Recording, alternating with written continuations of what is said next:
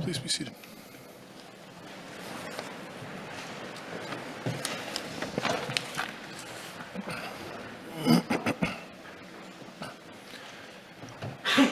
Excuse me. About a year ago, last month, I got a new roommate, an 8-week-old chocolate English Labrador puppy named Merriweather.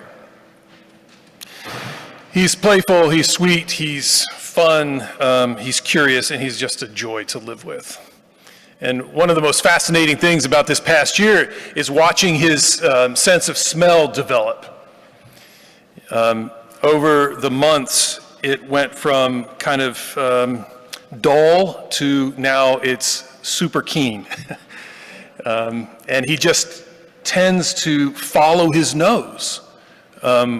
Wherever it goes, I guess. I'm told that dogs can smell another dog in a particular condition a mile away. I'm told that dogs can smell a few tablespoons of sugar dissolved into an Olympic-sized swimming pool. Merriweather engages the world mostly through his nose. It's much sharper than his hearing or his seeing. And he finds things I would have never found, like that deer bone he found last week behind the house that we just have to go back to every time we go outside. A few weeks ago, one of my sheep gave birth in the pasture in the early morning hours, and at daybreak I went out and tended to her and her twin lambs.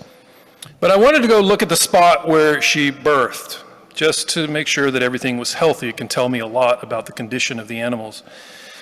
And there was no way I was going to find that little spot in 10 acres, so I opened the gate and let Merriweather in and his brother Finn, and they did a couple circles and then took off right for the spot. Took me right to where those lambs were born a few hours before. I have learned much about this world seeing it through an animal's nose. They can smell life, and they can smell death. So much of our religious life happens in our heads. We talk a lot about what we think about God, what our doctrine is, and all of that. We do a lot of thinking in our heads. And that's just an unfortunate historical legacy. Somewhere along the line, our minds and our spirits, our souls, got separated from our bodies.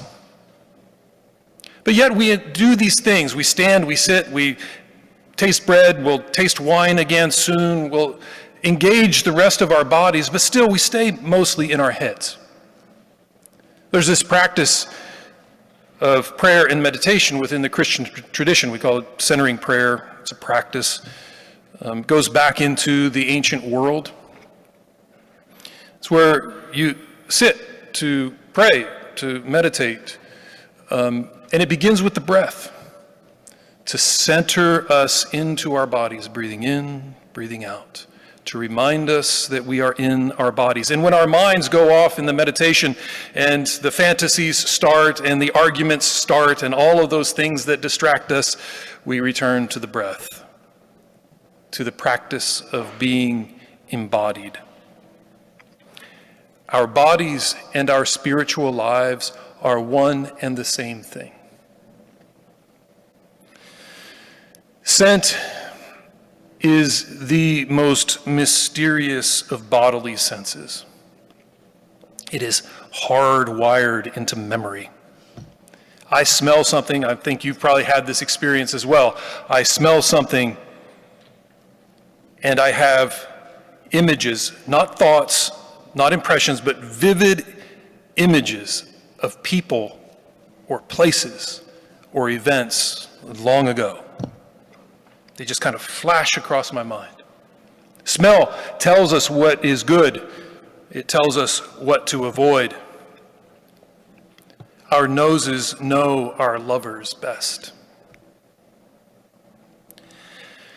If it is true, what basic Christianity tells us, that the body is where the spiritual life happens, then I think we have to seriously ask the question, a question no one has ever asked me in church.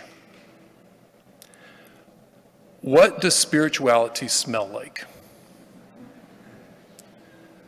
What is the smell of the spiritual life? This story from John's Gospel is laden with the scent of perfume. 6 days before the crucifixion, Jesus is on the outskirts of Jerusalem. He visits his friends, the siblings Mary, Martha, and Lazarus. And they have a dinner for him that night with his other friends in the house. And the house is packed. And there's this, what I can only imagine, an incredibly awkward moment when Mary brings in a bottle of perfume. It's a sizable bottle, maybe half a liter of perfume. And it's really expensive. Maybe for us, $20,000. And she kneels and she rubs this very strong scent into Jesus' feet. The whole house smelled like this, probably for days, weeks, maybe even months. John, the gospel writer, kind of mucks up this story a bit with his insertion of Judas and the poor. I understand why John introduces Judas and the concern about the poor. He's trying to give a warning to those who would turn the gospel into a social program rather than a spiritual revolution. I understand what he's doing. But maybe today, maybe this morning, we can take that part and set it aside. And just let this be a story about a scent and about anointing the body of somebody she loves. Let's just let it be a story about the scent of life and death. The fragrance of that perfume not only lingered in the house, it lingered in Mary's hair for days and weeks, perhaps even months. Years later, if she ever smelled that scent again, it would take her right back to that house that night. Perfume that strong in that quantity doesn't just stay in one place. It's not like it just stayed on Jesus' feet. You can see where he would put his sandals on at the end of the evening and rub then his hair and that spreading that scent. Wherever he slept that night smelled like this perfume for a very long time afterwards, and it went all over his body. It rubbed off on Judas' beard when he kissed him in the garden. The soldiers' hands smelled like it after they apprehended his body. The soldier who won Jesus' cloak in a crap game and stuffed it into his haversack carried this scent with him to his next act of violence. It was the scent Jesus smelled on the cross. And it was the first thing that entered his lungs when he drew a new breath. It lingered all the way into Galilee. It became the scent of restoration for Peter. It became the aroma of resurrection. The redolence of Mary's perfume wafts through this story like an invisible spirit, all the way from the entry into Jerusalem to the new life on the shores of Galilee. It's the scent of death and the scent of life. So, what does the spiritual life smell like? I used to make compost on a really large scale. On cold autumn mornings, when I would walk out of the house, I could see the steam coming up off the pile in the distance and smell that far away that scent, that earthy kind of petrichor scent of all that organic matter decomposing. It was the smell of life and death. Every time I smell incense in church, it takes me back to my first experience in the Episcopal Church as a college student. October 1990, New York City, the Cathedral of St. John the Divine for the Feast of St. Francis. The blessing of the animals. Hundreds of people packed into that cathedral, and hundreds of animals as well. That smell of incense is forever imprinted on my mind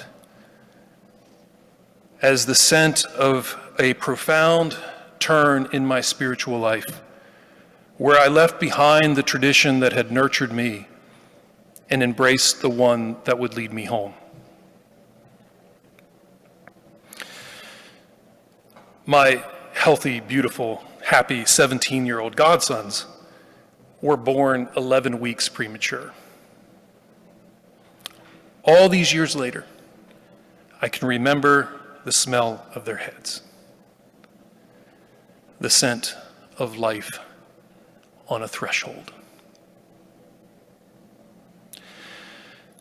The scent of the spiritual life is the smell of living a fully human life, a life that encompasses the earth under our feet and embraces the people in our lives.